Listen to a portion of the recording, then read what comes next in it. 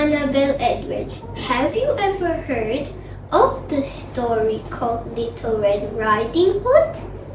Well, let me tell you. Once upon a time, there was a girl called Little Red Riding Hood who lived at the edge of a big dark forest.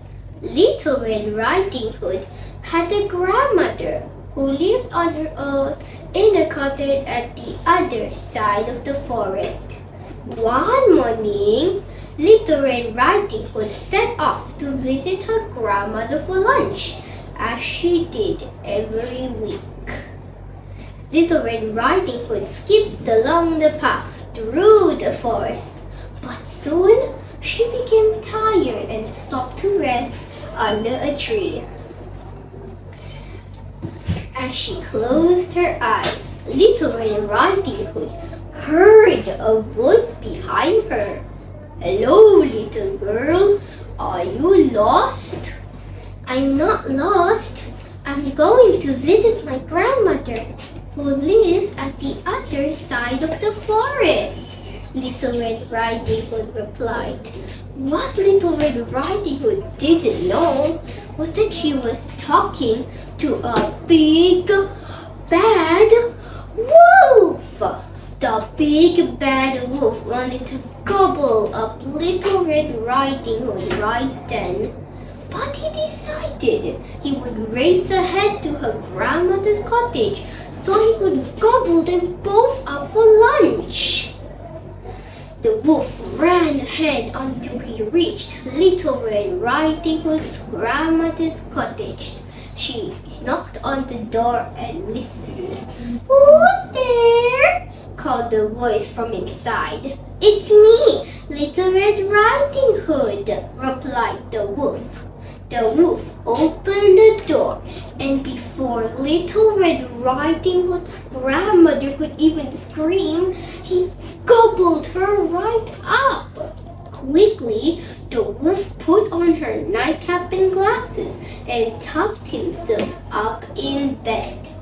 When Little Red Riding Hood reached, she knocked on the door and called out, "Grandmother, it's me, Little Red Riding Hood." "Come in," said the voice from inside. So Little Red Riding Hood opened the door and went inside. Little Red Riding Hood thought that her grandmother looked a little strange. So she switched on a lamp near the bed. "Grandmother, what big eyes you have!" exclaimed Little Red Riding Hood. "All the better to see you with, my dear," replied the wolf. Little Red Riding Hood crept a little closer. "Grandmother, what big ears you have!" gasped Little Red Riding Hood. "All the better to hear you with, my dear," replied the wolf. Little Red Riding Hood crept right up to the bed. "Grandmother, what big teeth you have!" cried Little Red Riding Hood as the light glinted off the wolf's teeth. "All the better to eat you with, my dear, ha ha ha!" shouted the wolf, leaping out of the bed. Little Red Riding Hood screamed, "Ah! Ah!" and swung her basket as hard as she can at the big, bad wolf. The basket was so heavy it knocked the wolf right over. Just then, the door to the cottage swung open and Little Red Riding Hood's father arrived on his way home from wood chopping. Little Red Riding Hood told her father all about the big bad wolf and how he had eaten her grandmother and tried to eat her too.